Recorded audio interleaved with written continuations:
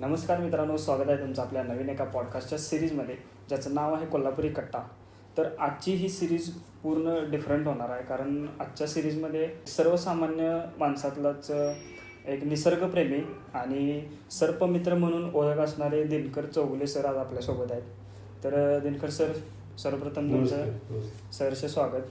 नमस्कार. एखादी आवड निर्माण होण्यासाठी काही कालावधी लागतोय, तर तो कधीपासून तुम्हाला निसर्गप्रेमी किंवा सर्पमित्र म्हणून माणसं ओळखायला लागली? ज्यावेळेला मूल जन्माला येतं त्यावेळेला 50% गुण घेऊन आई वडिलांचं गुण घेऊन जन्माला येतं. राहिलेले जे 50% गुण आहे ते समाजात आसपास जे काय घडतं त्याच्यावरती मूल तयार होत असतं. तसं मी लहानपणापासूनच शेतातच कायमचा मुक्काम. आमच्या शेताच्या आसपास एक वयस्कर व्यक्ती साप पकडत होती. कशी पकडत होती तर त्याच्या पायावरती शीर फुगलेली होती पायावरची, आणि त्याला म्हणतात, अरे केरबा तुझ्या पायावर नागिन आहे आणि तुला साप काही करणार नाही. लोक म्हणतात म्हणून केरबाचं मनोधैर्य झालं साप पकडायचं. तो पकडत होता म्हणजे सापाची शेपटी धरायची, साप मागं चावायला फिरायच्या अगोदर गर गर गर फिरवायचं आणि त्याला आपटायचं. ते आम्ही लहान असल्याकारणानं बघितलं, ते त्यांना आपटलं, त्या तोंडातनं रक्त यायचं आणि साप मोडून जायचं. त्यावेळेला मला कळालं की म्हातारा काहीतरी चुकीचं करतोय आणि आपल्याला व्यवस्थित साप धरता येतात का बघूया. आणि मग मी सापाच्या नादाला लागलो. पण टेक्निकली काही माहीत नाही, फक्त 32 शरणात ऐकून माहीत होतं की सापाची शेपटी धरत्यात, सापाला उलटा धरायचा आणि सापाच्या डोक्यात काठीवरून साप पकडायचं. एवढंच तेवढं ऐकून फक्त माहीत होतं. 32 शरणात कुठं आहे पण मला माहीत नव्हतं. आणि मग मी त्या सापांच्या नादाला लागलो. त्या क्षेत्रातला गुरु कोण नसल्यामुळं मला जे आता 11 वेळा कोबरा बाईट झाला, 11 वेळा मला नाग चावला, पण नाद नाही सोडला. का नाही सोडला तर ह्याच्या पाठीमागचं कारण होतं की माझ्या समोर 2 व्यक्ती साप चावून मेल्या होत्या. आणि ते कशामुळं तर निव्वळ मंत्रतंत्रामुळं. साप चावला की आमच्या इथं मारुतीचे देऊळ आहे, त्या देवळात नेऊन साप त्या पेशंटला ठेवायचे आणि तो पेशंट विषारी साप वाटल्यात मरायचा, बिनविषारी असल्यावर तो बरा व्हायचा. त्यावेळेला मलाही माहीत नाही नेमकं काय आहे काय माहीत नाही. आणि मी जिथं ज्या शिवारात थांबत होतो त्या शिवारात मला रात्रीच्या वेळेला पाण्यावर शेतात पाणी पाजत असताना एक साप निघाल्यावर मला वाटलं दोरी आहे म्हणून मी पाय घेऊन बघायला लागलो. त्यावेळेला मला काय माहित नाही साप विषारी कुठला असतो आणि बिनविषारी कुठला असतो. आणि पाय घेऊन बघत असताना त्याने चार मागे फिरून चावला. चावल्यानंतर मी दंगा चालू केला रात्री 12:30-1च्या दरम्यान. त्यावेळेला शिवारात ते लोक उठली आणि मला खांद्यावर घेतला. मी म्हटलं, मला तुम्ही न्या पण मला काय देवळात ठेवू नका, मला दवाखान्यात जायचं आहे. आणि मग मी पोरल्यात आलो. पोरल्यात एकच गाडी होती, मोटरसायकल. त्याला उठवला, त्यानं त्या आसोरल्यात गेला, एका खांडसरीत फोन केला, मग टॅक्सी आली, टॅक्सीतनं मला कोल्हापूरला नेला. कोल्हापुरातून बरवून परत आलो. आणि योगायोगानं मी 7वी पास झाल्यानंतर केरला हायस्कूलला जायला लागलो. केरला हायस्कूलला गेल्यामुळे माझी शिवारातला बंद झालो. मग मकबूल म्हणून एक मित्र होता, किराणामालाचं दुकान होतं, त्याच्या दुकानात वरच्या बाजूला मी त्याला पोती उतरू लागायचं, दुकानात मदत करायला लागायचा. त्यानं वरच्या बाजूला मला अभ्यास करायला जागा दिली. आणि एक दिवस राहू काशीत म्हणून एक जण आला आणि त्या मकबूलला उठवलं की मला नारळ बिरळ काय काय पाहिजे. रात्री 1:30 वाजता. आता मकबूलला उठवत असताना मी पण उठलो, जागा झालो. आणि मी विचारलं, राहू दादा कशाला काय काय पाहिजे तुला?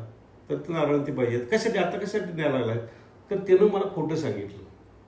मला म्हटलं, मी नरसोबाची वाडीला निघालोय आणि तिथं दुकानं उघडी नसतात म्हणून मी तर मकोजातनं सगळं न्यायला लागलोय. ठीक आहे म्हटलं. आणि परत आम्ही झोपलो. सकाळी मी उठलो, दुकानच्या गॅलरीत गेलो आणि चौकात लोक का जमल्यात म्हणून मी तिथं पळत गेलो, डोळत चोळत चोळत. आणि तिथं जाऊन बघतोय तर ज्या व्यक्तीनं मला उचलून आणला होता आणि दवाखान्यात नेला होता त्याच व्यक्तीला मण्यार नावाचा जात साप चावला होता. आणि मी म्हणलं, राहू तू रात्री कुठं का मला सांगितलं तर तू देवळातनं बाहेर काढशील म्हणून. कारण इतका पगडा त्या लोकांच्यावर होता.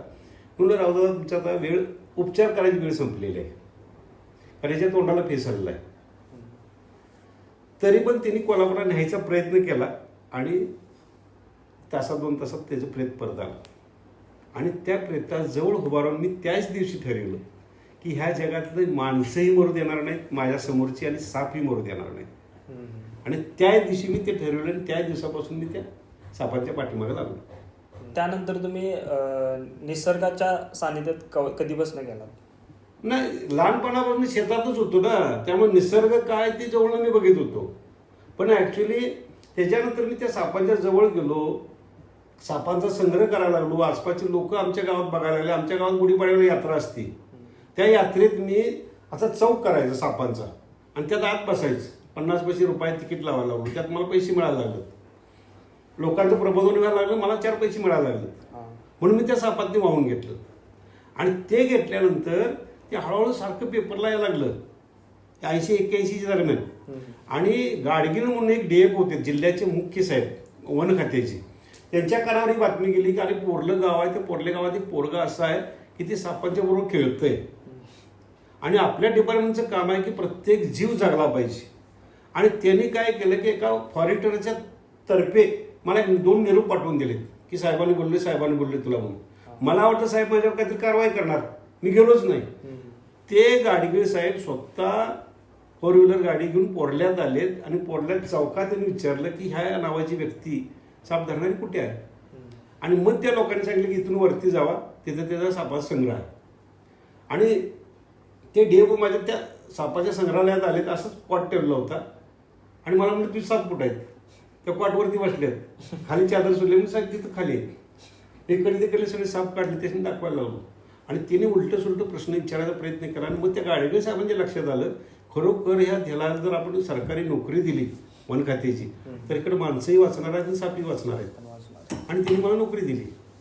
1980ला मी फॉरेस्टला नोकरीला गेलो. इंडिया सोडून पण बाहेरच्या देशामध्ये गेला, तर तिथला अनुभव कसा आहे तुमच्यासाठी? काय गेल्या वर्षी मी परदेशात एका गेलो होतो, तर तिथं राजा आहे भूटानमध्ये. आणि त्या राजानं आम्हाला इन्व्हाइट केलं, आम्ही बघायला गेलो. तिथं त्या देशाचं एक सगळ्यात भारी वाटतं की आत गेल्यावर तुम्हाला 1800 रुपये रोजचा टॅक्स आहे, पर्यावरण टॅक्स.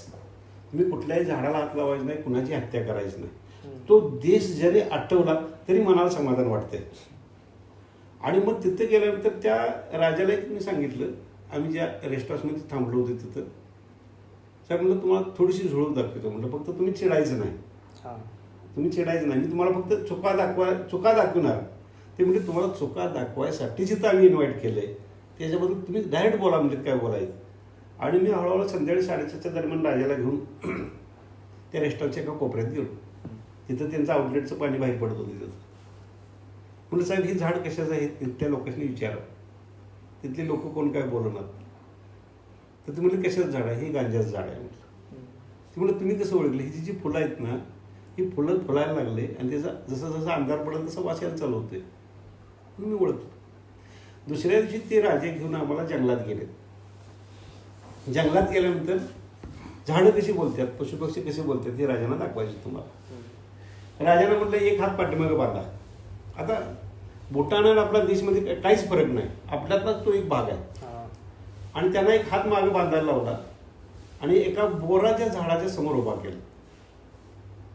म्हणलं साहेब तुमच्यावरती झाड बोलतंय आता, तर ते कसं काय बघा तुम्ही, ते झाडाकडे एकसारखं बघा तुम्ही. तर तिने बघायला चालू केलं. म्हटलं त्या झाड अर्ध्यापासून खाली त्याचं काटं बघा सरळ आहे, ते टोचतंय. आणि अर्ध्यापासून वरती जिथं त्याची लहान लहान बाळं तयार झालेली आहेत, म्हणजे फळं, ती फळं बरोबर पानाच्या आकाराची आहेत. मग ती तुम्हाला काय म्हणते, माझं बाळ आहे, लहान आहे, तुम्ही माझ्या बाळाकडे बघू पण नका. त्यातून तुम्ही ते घेतलं सा तर तुम्हाला पचणार नाही, माझं बी रुजणार नाही पिकल्याशिवाय, म्हणून ते लपवून ठेवले. त्यातून तुम्ही ज्यावेळेला हात घालताय, आता एक हात मी राजांना पाठीमागे बांधायला लावला. मी सांगितलं दुसऱ्या एकाच हाताने ते तुम्ही कच्चं फळ तोडायचं आणि तुम्ही त्यातनं हात बाहेर काढून दाखवायचं. नाही काढू शकलेत. ज्यावेळेला कच्चं फळ तोडायला गेले त्यावेळेला बरोबर 4 साईडनं काटं त्यांच्या कातडीतनं लॉक झालं. दुसऱ्याने हात लावल्याशिवाय त्या झाडानं सोडलं नाही. म्हणजे साहेब झाड चावतंय की नाही चावतंय मला जरा सांग. आणि काय चावलं तर माझं बाळ आहे, लहान आहे, तुम्ही घेऊ नका, तुम्हाला पचणार नाही, माझं बी रुजणार नाही. यानंतर राजाने सांगितलं वरच्या बाजूला बघा, एक पिकलेलं फळ तुम्हाला दिसतंय का बघा. तर हो दिसतंय की त्याचा भगवा कलर आहे. आता ते झाड तुम्हाला सांगतंय अरे इकडं बघ, इकडं बघ, माझं फळ आता पिकलंय, त्याचा गर तुम्ही खाल्ला तर माझं बी रुजणार आहे, नाहीतर नाही खाल्ला तर माझं बी कुजणार आहे.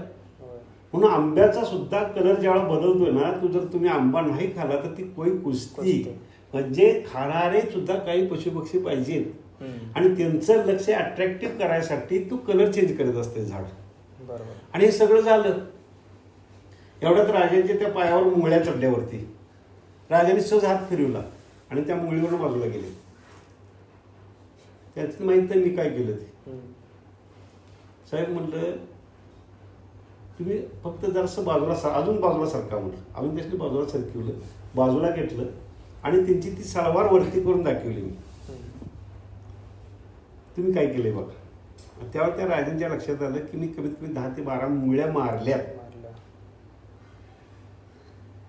साहेब इथं तुम्ही विचारित नाही आणि मी जेव्हा मुंगळीला विचारतोय तेव्हा ती मुंगळी माझ्यावर सांगते अरे तू जिथं उभा राहिलायस त्या तुझ्या पायाखाली माझे अंडे आणि पिल्ले आहेत, लाखोन आहेत, लाखोन. मी तुझ्या पायाच्या वरती आलोय म्हणजे मी सुटलोय, मी पळून जायला पाहिजे, पण पळून जाऊन जगण्यात मला अर्थ नाही. मी पळून जाऊन मी जगणार आहे, पण तोपर्यंत तू त्या घरावर माझ्या थांबणार आहे, लाखोन अंडी आणि पिल्ली तू माझी मारणार आहेस. आता मला खरं मारण्यात अर्थ आहे. मी तुला चावणार आहे, काही सेकंदात तुझा हात येणार आहे, मी मरणार आहे. पण ज्या क्षणाला मी मरणार आहे त्या क्षणाला तू माझ्या घरावरनं बाजूला जाणार आहेस. बघा ना तुम्ही सहजासहजी माणूस त्या अरे मुंगळ्यात म्हणते त्याच्या घरानं बाजूला सरते. जी ही एवढी बारकी मुंगळी आहे. आणि मग त्या राजांना मी सांगितलं साहेब माणसात आणि सजीवात बाकीच्या सजीवात हाच फरक आहे. आता तुम्ही माणूस आहे, मी माणूस आहे. आता मी इतकं मोठ्यानं बोलतोय, मी त्या मुंगळीबद्दल सांगायला लागलोय, पशुपक्ष्याबद्दल तुम्हाला सांगायला लागलोय. पण समजा मी चुकून माझी मोटरसायकल घेऊन माझ्या दारात गेलोय आणि त्या क्षणाला भूकंप आलाय, माझी बायका पुरात अडकल्यात, बोंबलायला लागल्यात मला बाहेर काढा म्हणून, पण ती भिंती पडतेला मला दिसतात. आता मी यात नाही गेलो तर मी पण मारणार आहे. माझी धाडस आहे का आज जायची नाही, त्यालाच माणूस म्हणतोय आपण. म्हणजे निसर्गातला सजीव स्वतः मरणार आणि आपल्या कुटुंबाचं संरक्षण करणार. आणि आपल्या माणसांची वृत्ती आहे आपण जगणार आणि कुटुंबाला विल्हेवाट लावणार. हाच फरक मला समजायला लागला, म्हणून निसर्गाच्या जास्त जवळ जायला लागलो. आता तुम्ही तुमच्या गावामध्ये भैरवनाथ वनराई पण बनवली होती, जिथे की तुम्ही वृक्षारोपण पण केलं होतं. तर ती संकल्पना तुम्हाला कशी सुचली? म्हणजे तुमच्या गावातच का ही वनराई बनवावी किंवा याची आवड कधी निर्माण झाली? आता वन खात्यात नोकरी केली, नोकरी सोडली. नोकरी सोडायला कारण तसं होतं की बाबा तिने बिबट्या डांबून ठेवला होता. थामस म्हणून एक डेप होते आणि कुठल्याही प्राण्याला तुम्ही ठेवायला काहीतरी मर्यादा असतात. दाजीपूरमध्ये बिबट्या डांबून ठेवला होता आणि मी सांगायला गेल्यावर DAFच्या लेवलला मी कचरा. पहिले जे DAF होते तेच मला सांभाळून घेत होते, हे दुसरे DAF आले आणि ते माझ्या अंगावर आलं. तू काय सांगतो आम्हाला म्हणून. शेवटी मला पत्रकारांचा आधार घ्यायला लागला आणि आनंद दीक्षित म्हणून संपादक होते सकाळला, त्यांना जाऊन भेटलो मी. त्यांनी ती बातमी कव्हर केली आणि दाजीपूर गवा अभयारण्यात वाघिणीस 4 महिने बंदिवास अशी बातमी लावली. बातमी लावल्यानंतर दुसऱ्या दिवशी दुपारी भर पावसात देऊन तो बिबट्या सोडला. मी कसं शक्य झालं? आणि त्याच्यानंतर ते DFO माझा पत्ता काढत आला आणि मला शिवाय द्यायला लागलो. शिवाय द्यायला लागला, मी काठी घेऊन त्याच्या अंगावर गेलो आणि त्याला सांगितलं 1-1-92ला तुझी नोकरी मी उद्यापासून सोडून देतोय. मी तुझ्याकडे नोकरीला राहत नाही आणि ज्याच्यासाठी मी इथं आहे ते जर माझ्याकडनं होत नसेल तर मी तुझी नोकरीच करत नाही. त्या दिवशी नोकरी सोडून दिली आणि नोकरी सोडून दिली. किराणामालाचं दुकान घातलं.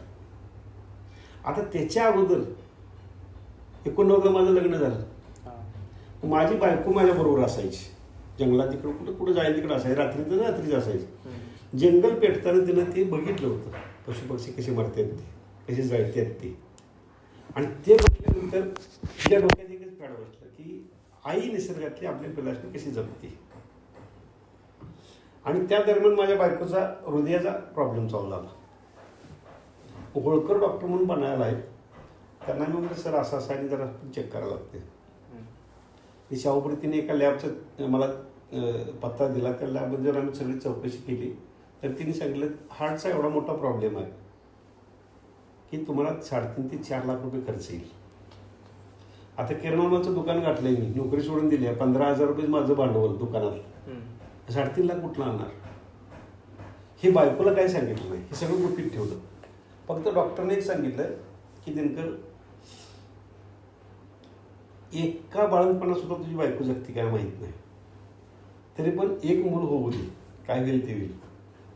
तरी पण माझ्या बायकोनं परत आणि आगाऊपणा केला आणि हसत असं सांगायला लागले की मी चेक करून आलो आणि मुलगा आहे. मी थोडंसं पिस्ताळल्यावर बायको परत शिप्यारमध्ये, कारण त्या शिप्यारमध्ये मूल कट करत होते. परत त्या शिप्यारमध्ये हिची कागदं बघितलीत आणि हिला सांगितले की तुला आता फार धोका आहे. ज्यावेळी ती डिलिव्हरला गेली त्यावेळेला तिथल्या डॉक्टरनी अक्षरशः कात्र्या टाकून पळायला लागली. सासू मला नंतर सांगायला लागली की संपली म्हणून. त्यातून ती बाई शुद्धीवर आली.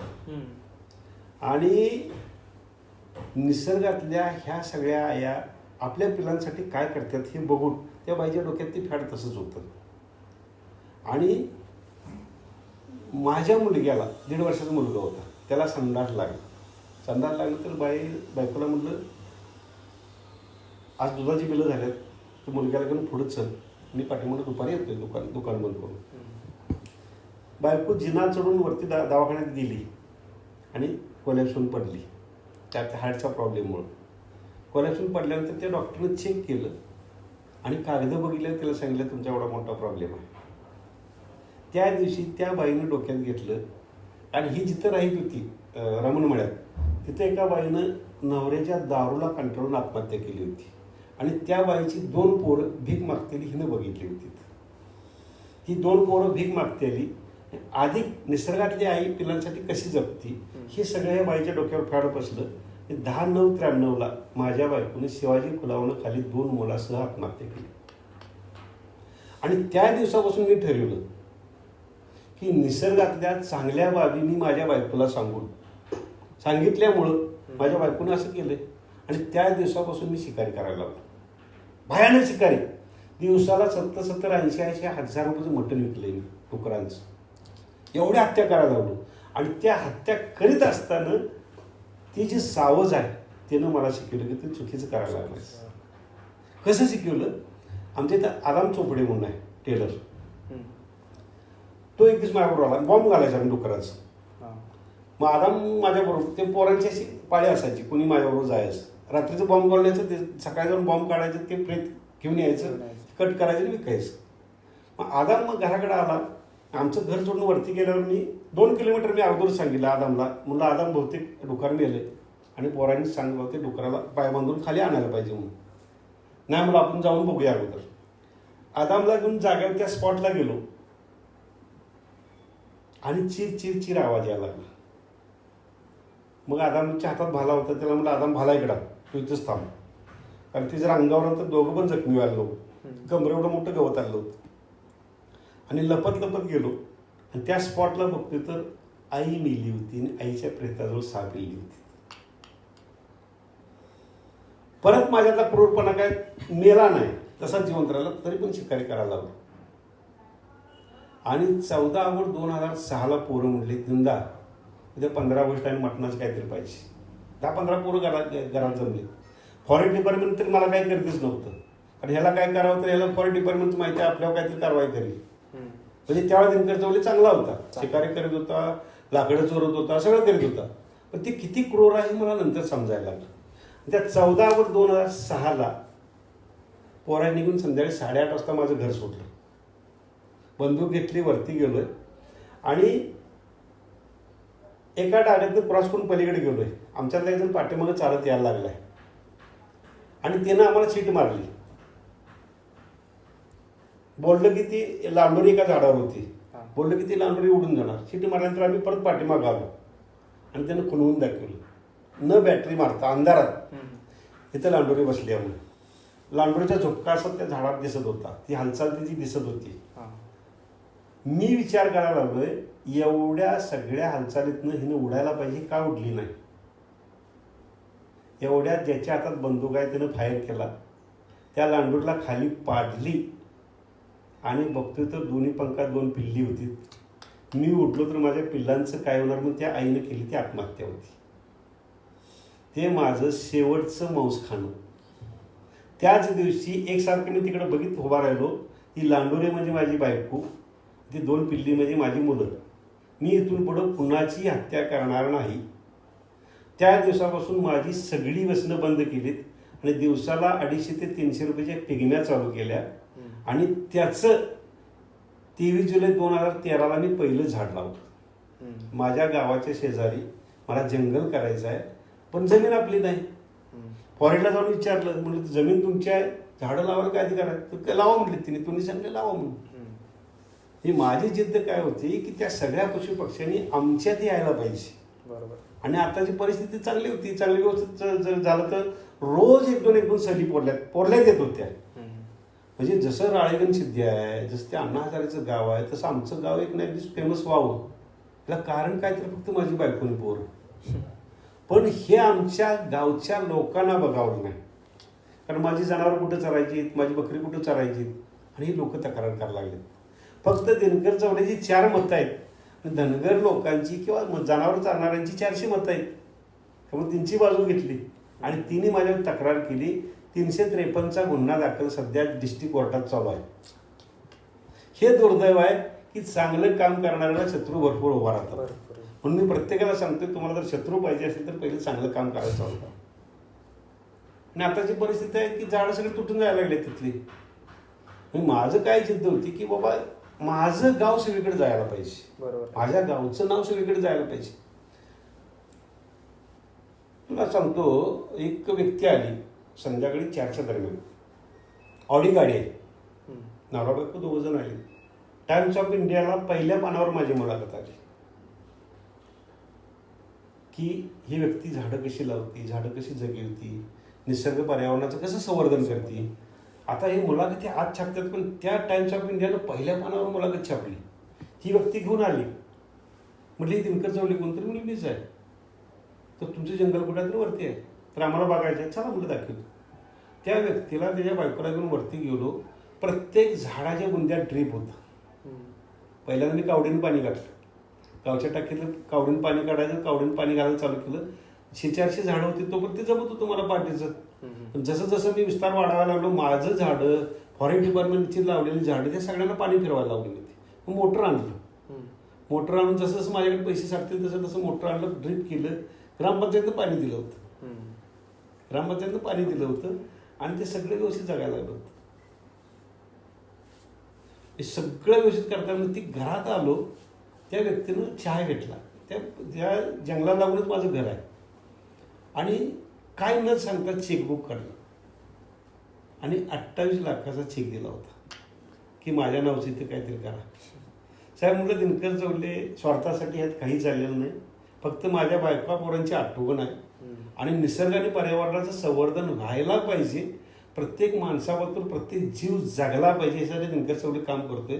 सो कष्टानं सो खर्चानं चालले. तुमचं काही मी पैसे शो करणार नाही. त्या व्यक्तीनं हाय तसा चेक ठेवला आणि कर्नाटकात मला पत्ता सांगितला की माझं नाव कुणालाही सांगू नका. आणि त्या व्यक्तीला कर्नाटकात भेटायला गेलो. 8 ते 10 एकरात त्यानं आपल्या भारतीय झाडं लावल्यात आणि भारतीय झाडं लावून झोपडी आहे गवताची. त्या गवताच्या झोपडीत नवरा बायको 2 जण राहायला आहेत. आणि आम्हाला जेवण केलं, जेवण घेऊन करून सगळं झाल्यावर सांगायला लागला की माझं 3 साखर कारखाना आहेत, माझ्याकडे 7,500 कामगार आहेत, पण मी झोपडीत राहतोय. आणि तुला जे पैसे द्यायला लागले ना, ते मी माझं राहतं घर 12 कोटीला विकलंय आणि ते 12 कोटी रुपये तसंच माझ्या बँकेत आहे. त्याचं येणारं व्याज निसर्ग आणि पर्यावरणासाठी जो धडपडतोय भारतातला कोण, त्याला मी गुपित देऊन येतोय, दान करतोय मी ते. आणि मग मी ते पैसे स्वीकारले. मी सांगितलं साहेबा, मी ते करायला लागलोय, मला ते इतकं मोठं करायचं आहे की माझं नाव सुद्धा तुम्ही काहीच घ्यायची गरज नाही, फक्त पोरलं एवढंच समजू ते लोकांनी. जिल्ह्याच्या बाहेरनं येणारी सहल पोरल्यात मुक्कामला यायला पाहिजे आणि ती फुकट राहायला द्यायचं. त्याने स्वीकारलं ते आणि त्यानं 65 लाखाची एस्टिमेट तयार केली की मुलं एकीकडे राहायला पाहिजेत, मुलं एकीकडे राहायला पाहिजेत. वरच्या बद्दल सगळं पाण्याबिण्याची सगळी स्कीम सगळं व्यवस्थित केलं प्लॅनिंग. आणि तो वन खात्याची परमिशन घेऊन वन खात्या नावावर बांधायला पाहिजे ना सगळं, ते करणार होता. एवढ्या तिने हे सगळं मतासाठी माझ्यावर 353 गुन्हा दाखल केला. ते माणूस डिस्टर्ब झाला, नाही मला तुमच्या गावात यायचंच नाही. म्हणजे ज्यावेळेला तुम्ही चांगलं काम करायला बघताय तेव्हा ऑटोमॅटिक तुम्हाला चांगली माणसं पण भेटतात. पण ते सगळं तुम्ही करायला पाहिजे, निस्वार्थीपणे करायला पाहिजे. आता ही मला दाबायचा प्रयत्न केला गावच्या लोकांनी. अंधश्रद्धा लोकांच्या मनातून घालवण्यासाठी अजून काय करता येईल? अजून बरंच काय करता येतं, पण किती लोक ऐकणार आहेत? ऐकणारे लोक किती आहेत? तुमचं दरवर्षी त्या नागपूरला असायचं बुद्धांचं. मी जायचं होतो त्या नवनाथ शंकाळे बरोबर. तिथे सगळं ऐकत होतो. 4-4, 5-5 दिवस आमचं शिबिर असायचं तिथं त्या बुद्धांच्यावरती. सगळे लोक ऐकत होती. आणि शेवटच्या दिवशी एखाद्या जर लेक्चर असलं, कारण बुद्धांनी काय सांगितलं की एक मूर्ती जी आहे ती तेवढीच मनात धरा, तिथे श्रद्धा ठेवा. तुमच्याकडे ती श्रद्धा ठेवायला पाहिजे. तुम्ही त्याशिवाय तुम्ही जगू शकत नाही. आणि शेवटच्या दिवशी तो वक्ता विचारला की नाही की तुमच्या कोणाकोणा घरात यायला मग किती साथीआसरा किती, सगळी लोक उठून मारायचे होते. म्हणजे ही लोक किती पटवून घेतात बघा. प्रत्येक लोकांनी ते पटायला पाहिजे. म्हणून येणाऱ्या आता जी येणारी पिढी आहे ना, ह्या पिढीच्या डोक्यात ते घुसायला पाहिजे किती खोटा आहे. बरोबर. त्याच्यासाठी माझी धडपड चालू आहे ती. आजकालची लोक लिंबू पण करतात. हां, आता लिंबू मिरच्या, आता ह्या गोष्टी मी पण केलेल्या आहेत.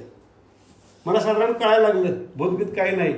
मग आमच्या गल्लीत बाया आगाव कोण आहे बघायची आणि आंबवाची ती जायची त्या दारात लिंबू चिरून ठेवायची, दुसऱ्या दिवशी माझ्या बघित बसायचं. भांडणच की सगळ्या गल्लीत. आता ही जी लिंबू मिरच्या आहेत हे तुला सांगतो. आता तू माझ्यावर करणी केलीस, लिंबू मिरची काय असेल ती तू विधी केलास आणि माझ्या दारात आणून ठेवलास. जर मला ती पटलं तर माझ्या अनकॉन्शियस माइंडमध्ये फाईल तयार झाली, अंतर्मनात फाईल तयार झाली, ती फाईल तशीच राहिली.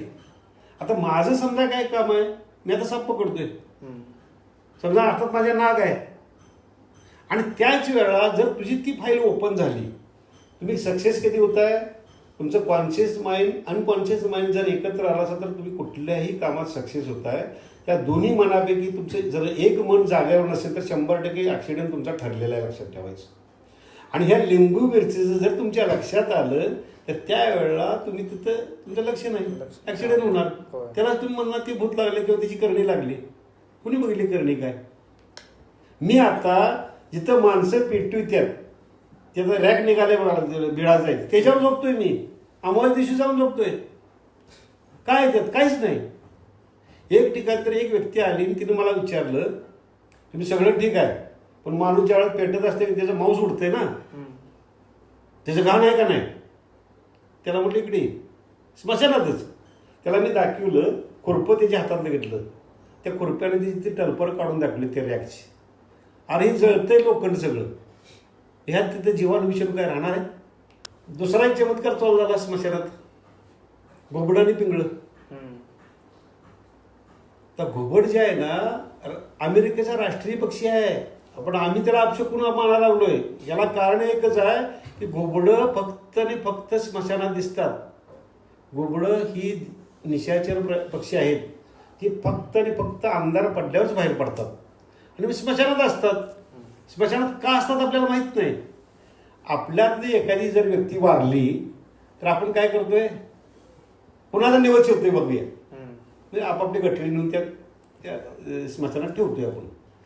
सगळाच नैवेद्य तो एका वेळा संपत नाही. तो नैवेद्य खायला उंदरं येतात आणि उंदरं ही घोबडाचं आवडीचं खाद्य आहे. उंदरं खायला घोबडे येतात आणि ती स्मशानात असतात, स्मशानात ओरडतात. आपण ते बघतोय म्हणून त्याला आपण शकून अपशकून जोडतो. तू माझ्या घरात जर गेलास की नाही तर 7 फुटाच्या वर तुला सगळ्या झावळ्या दिसतील. बायकोला सांगितलंय 7 फुटाच्या वर तू घर अजिबात झाडायची नाहीस. जेवढ्या झावळ्या कोष्टेच्या तुमच्या घरात असतील तेवढा एक आणि एक ढास जाऊन त्यात अडकतो. आता तुम्ही ढासाची कॉईल लावली, याचा परिणाम तुम्हाला माहीत नाही ना काय होणार आहे. 100% तुमचं फुफ्फुस निकामी. तेच जर तुम्ही साध्या घरात राहिला असा, तुम्हाला गोष्टी भरपूर आहे, तुमच्या घरात पाली आहे, एक पाल तर दिवसाला 450-500 ढास खाती आहे. आता हे तुमच्या चकचकीत घरात कुठं पाल येणार, काय खाणार आहे? शेवटी आपण ती केमिकल वापरायला लागलोय म्हणून 100चं 50वर आपण आलोय. 50च्या पुढे जो आता जगतोय त्याला बोनस समजायचं. आणि जोपर्यंत आपण साध्या घरात राहत होतो, छपरात राहत होतो, गरिबीत आपण ज्याला गरिबी म्हणतो जिथं राहत होतो, तोपर्यंत आपण 100 ओलटत होतो आणि त्याला तिथं अन्न साखळी पूर्ण घेतो. तुम्ही तुमच्या घरात उंदीर आला, तुम्ही लगेच पिंजरा लावायला लागला. पिंजरा लावणार आणि बाहेर येऊन मारून टाकणार. पाण्यात कोण बिडवतोय, कोण ठोका देऊन मारतोय, त्याला मारून बाहेर ओपनवर टाकला, ते कुजणार. अन्न साखळी पूर्ण झाली नाही. तोच उंदीर जर सापानं खाल्ला आणि जर संडास केलं तर अन्न साखळी पूर्ण झाली. त्याचं खत तयार झालं. हेच आपल्याला माहीत नाही ना. हीच चेन सगळ्यांनी समजायला पाहिजे. आणि जसा पुढचा जीव आहे तसं माझंही कुटुंब तिथं आहे. जरी उंदीर असला तरी माझं पण कुटुंब आहे ना. मी कोणाला तरी टोका देऊन मारायचं, तसंच आमच्या घरातल्या करता कोणाला तुम्ही टोका देऊन मारलं तर आपल्याला कसं वाटेल, हा विचार प्रत्येकात यायला पाहिजे. साधं झाड जमिनी झाडाची फांदी तोडताना ह्याला काय वाटत असेल, मी ह्याचा हात तोडायला लागलोय, ह्याचा मी पाय तोडायला लागलो, ह्या झाडाला काय वाटत असेल, ही ज्या दिवशी तुमच्या डोक्यात विचार येतील त्या दिवशी खरोखर निसर्गाचं आणि पर्यावरणाचं तुम्ही संवर्धन करायला शिकणार आणि प्रत्येक जीव जगायचा प्रयत्न करणार, जगवायचं. आता काही लोक भविष्य पण सांगतात, म्हणजे भविष्य विचारायला कुठल्या तरी भविष्य सांगताना बाबाकडे जायचं आणि ते विचारून झाल्यावरती थोडंफार गोष्टी त्यानं सांगितलेल्या त्या ज्या गोष्टी आहेत त्या थोड्याफार होत जातात त्याच्या आयुष्यात. त्या कसं काय? तो भविष्य सांगणारा तुम्हाला 10 गोष्टी सांगतो. त्या 10 गोष्टीचा तुम्ही विचार करीत नाही, तुम्हाला 3 गोष्टी लागू पडल्या. त्याने सांगताना कॉमनमध्ये सांगितलं असते, तुम्हाला लागू पडलेल्या 2-3 गोष्टी तेवढ्याच तुम्ही लावून घेतल्या ना. अरे ह्याला कसं कळालं रे, माझ्या जीवनात काय काय घडायला लागले ते. अरे पण बाकीच्या 7 गोष्टीचा विचार कर ना तू, त्या खोट्या का आल्या? तुमच्या 10च्या 10 गोष्टी खऱ्या आहेत का त्या? आणि ते अंदाज करते तुम्हाला लोबाडायला लागलंय. आणि जो माणूस देवरेशाकडे गेला ना, तर ते एक उदाहरण तुम्हाला सांगतो. जोपर्यंत आपली बुद्धी मर्यादित होती, आपलं अज्ञान होतं, तोपर्यंत तुमचं देवबिव हे देवरेशे ठीक होतं ते. कारण आपल्याकडं विज्ञान नव्हतं, आपल्याकडं औषध उपचार नव्हते, आपल्याकडे उपचार करायची काही पद्धत नव्हती किंवा आपल्याकडे पैसा पण नव्हता. अशा वेळा माणूस देवरेशाकडे गेला की त्याचा अनकॉन्शियस माइंडला सपोर्ट मिळायचा, त्याच्यामुळे त्याची प्रतिकारशक्ती वाढायची. उदाहरण सांगतो, एक बाई देवरेशाकडे गेली की त्याच्या पाठोपाठ त्याच्या लगतची बाई देवरेशाकडे जाते. आता ह्या जगात सुख आणि दुःख रस्त्याकडे जे उकरतोय माणूस का नाही, ते सगळ्यात सुखी माया चष्म्यात. आणि ज्याला तुम्ही विमानात करताय की नाही त्याला तुम्ही सुखी म्हणताय, ते नाही. ते बंद पडलं की कडेला घेता येत नाही, ते कवा मरण सांगता येत नाही. सुखी कोण म्हणणार सांग? तसं ज्यावेळेला तुम्ही देवरेशाकडे जाताय ते तेवढं तुम्हाला 2-4 किल्पा सांगते, 2-4 किल्पा सांगते. आणि ते देवरेशी सहज बोलते. त्याला माहिती आहे याला मन सत्यास्त्र सगळीकडे आहे. ह्या दोन्हीपैकी एक गोष्ट अंगात असतं ते सांगते की तुमचं सगळं व्यवस्थित चालणार, पण तुमच्या मायारासने याला मन सत्यास्त्र आलाय. मायाचं नाव घेतलं की बाई संध्याकाळी नवऱ्याच्या मुंड्यावर बसलीच. नाही केलं आणि दुसऱ्या दिवशी बाईचा खड्ड्यात जरी पाय पडला आणि जर एखादा मणका दुखायला लागला, तुम्हाला मी सांगित होतो माझं काय कंडिशन चालली आहे बघा, म्हणजे ते तुमच्या अनकॉन्शियस माइंडमध्ये ती फाईल तयार झाली. ती तुम्ही फाईल काढून टाकायला पाहिजे. नको तिकडे तुम्ही तुमचा वेळ खर्च करा. म्हणून आंबेडकरांनी 2-4 धर्मांचा अभ्यास करून बौद्ध धर्म स्वीकारला. ह्याला कारण काय असेल तर तिथे श्रद्धा आणि अंधश्रद्धा काय त्यासनी कळालंय, त्या धर्मात काय ते कळालं, म्हणून तिने तुम्हाला ते बौद्ध धर्म स्वीकारायला सांगितलं. आपल्यातली लोक जेवढी गरीब होती, खायला मिळत नव्हतं, त्यातलं काही शिल्लक राहिलेलं अन्न आम्ही नेऊन ते देवरेशाने द्यायला होतं. पोटाला मिळत नाही आणि ते देवरेशी तुम्हाला लोबाडायला, हे आंबेडकरांच्या लक्षात आलं. आणि म्हणून तिने सांगितलं हे आपल्याला धर्म घेऊ चांगला आहे.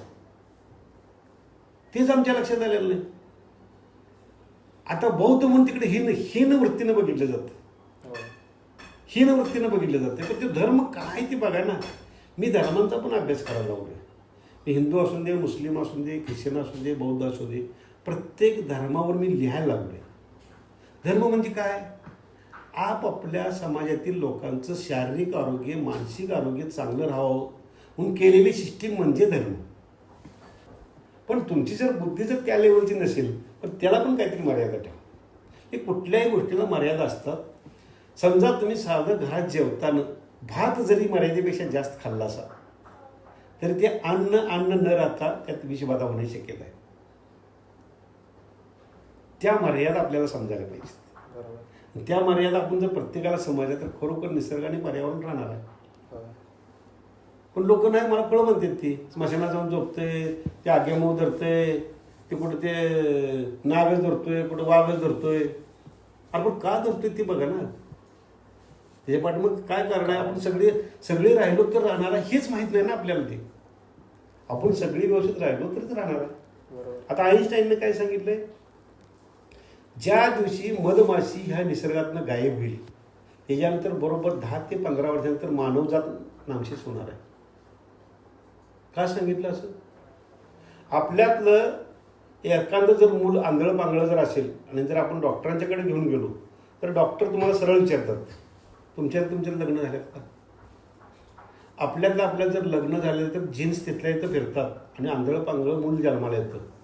आता एका झाडावर स्त्री बीज पुबीज दोन्ही पण आहेत, वाऱ्यानं हलून संयोग होतं, पण सगळं पीक तुम्हाला हाताला लागणार नाही. आता जे झाड आहे ज्याच्यावर झाड फुलतं त्याच्यावरती वेगवेगळे कलर दिलेत ना फुलांना, हे तुमच्या आमच्यासाठी नाही दिलेले. फक्त जे मधमाशीसारखे जे कीटक आहेत तिने माझ्याकडे यावं आणि ह्यातला मकरंद घ्यावा. आणि मकरंद त्याला घेताना झाडाचा स्वार्थ काय की ज्यावेळेला तू माझ्यातला मकरंद घेणार आहेस त्याच वेळा माझं पराग तुझ्या पायाला लागणार आहे. आणि तू ज्यावेळेला ह्या झाडावरनं त्या झाडावर जाणार आहेस त्यावेळेला तुझ्या पायातलं पराग त्या झाडाच्या फुलात पराग जाणार आहे. त्याला आपण परपरागी भवन म्हणायला लागलोय. तिथं तुमचं पीक चांगलं येणार आहे, तिथं फळं तुमची चांगली येणार आहे, निकृष्ट येणार आहेत, सदृढ येणार आहेत फुलं फळं. हेच माहित नाही ना आपल्याला. आपण मधमाशीमध्ये जाळायला लागलोय, मारायला लागलोय. हे प्रत्येक जीव जे आहे आपल्या निसर्गातला सगळा एकमेकावर अवलंबून आहे. तिने त्याला खायला पाहिजे, तिने त्याला खायला पाहिजे, ही चालायलाच पाहिजे. फक्त दुर्दैव एकच आहे की माणसांना खाणारा कुठला प्राणी मिळणार आहे. हे सगळ्या मर्यादित राहिले असते लोकसंख्या. जरा काय झालं की आता पेपरला लगेच बातम्या येतात, तिथं बिबट्या दिसाला, अरे तिथं मगर दिसाली. आता मगर अरे त्या नदीच्या कडेला दिसायला तर मगर चौकात दिसेल तुला, तिला तिथं ते खायला मग तिथं तू जाणारच आहे ना. आणि सगळे जे प्राणी जे आपल्या खाली माणसात जे यायला लागलेत ना त्याला फक्त आणि फक्त वन खातं कारणीभूत आहे. ग्लेडेशिडिया, कॅशिया, आकिशा, निर्गिले, अष्टून बाबूळ सगळ्या परदेशी झाडं आपण आणून लावलीत. का लावलीत? ही जी परदेशी झाडं आहेत लावल्याबरोबर जगतात आणि जगल्यावर हिरवळ दिसते सगळीकडं आणि ह्याचे पैसे खायला मोकळी, सगळे पैसे वाचवायला मोकळी. तिथं जर तुम्ही त्या परदेशी झाडाच्या खाली जर गेला ना एक किडा मुंगी किंवा एक पक्ष्याचं तुम्ही घर दाखवायचं मला त्या परदेशी झाडावर. म्हणजे त्या पशु पक्ष्यांना बारीक कीटकांना सुद्धा माहित आहे की आमचं झाड नाही. याचा अर्थात काहीतरी विचार घटक आहे का नाही. आणि मग तिथं समजा आता पानाळ्याच्या तटावर तुम्ही अष्टून बाबळ लावली, माकडं वांढरं तिथं थांबतील. ती आली खाली शिवारात, त्या पटपट बिबट्या आला खाली. आज कोल्हापूरपर्यंत बिबट्या यायला लागलाय. काय येऊन त्यानं? कारण ज्याला तिथं खायला मिळते तिकडे तो जाणारच आहे. ही आपली चूक आहे. हे आपला निसर्ग काय आणि कसं जपायचं ते आपल्याला समजायला पाहिजे. म्हणजे आमच्यासारखं बोलायला लागला ती फटकळ आहे म्हणतात मला, ती बाद आहे म्हणतात, आमच्या खात्याचं काहीतरी उकरून काढतोय. हे दुर्दैव आहे आपल्या लोकशाहीचं. अजून पर्यावरण सुरक्षित ठेवण्यासाठी कोणत्या कोणत्या बाबी आपल्याला कराव्या लागतील? पर्यावरण सुरक्षित ठेवायला जशी शिवसेना आहे, जशी भीमसेना आहे, तशी वनसेना निघायला पाहिजे. आणि त्या वनसेनेत आपण अट्टी घालायला पाहिजेत. ज्याच्या अंगात हिंमत आहे, ग्रामपंचायतीनं झाडं लावल्यात किती, जगल्यात किती बघायची. ज्याच्या अंगात हिंमत आहे, माझ्या आपल्या गावच्या एरियात फॉरेस्ट डिपार्टमेंटनं झाडं लावल्यात किती, जगल्यात किती, रेकॉर्ड घ्यायचं, लेखी रेकॉर्ड घ्यायचा आहे आणि त्यांना जाब विचारायचा आहे. ज्याच्या अंगात हिंमत आहे, रात्री 12 वाजता जंगल पेटलंय आणि विजवायची आईच ताकद आहे, तिनं आमच्या त्या वनसेनेत यायचं आहे. आणि असे आपण वन वाचवायला पाहिजेत, तरच आपण वाचणार आहे.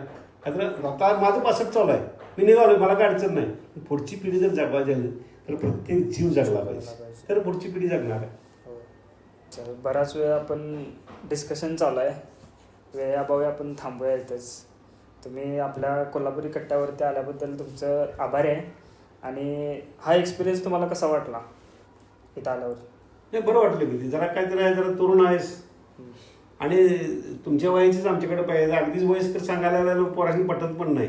तुझ्यासारख्या वयाच्या पोरांनी जर असे तुमच्या त्या ग्रुपमधल्या जर पोरांनी पटवून द्यायचा प्रयत्न केला तर 100% पटणार आहे आणि कळणार आहे. आणि त्यातच निसर्गाने पर्यावरण राहणार आहे. अहो, दारात पपईचं झाड लावलं की अपशकुनाने झाडं तोडणारे लोक आहेत आपले. ही सगळीकडे जायला पाहिजे नाही, असं काहीतरी वेगळा किल्पा किंवा लोकांच्यापर्यंत द्या. धन्यवाद आपल्या पॉडकास्टवरती आलात त्याबद्दल. नमस्कार. थँक्यू.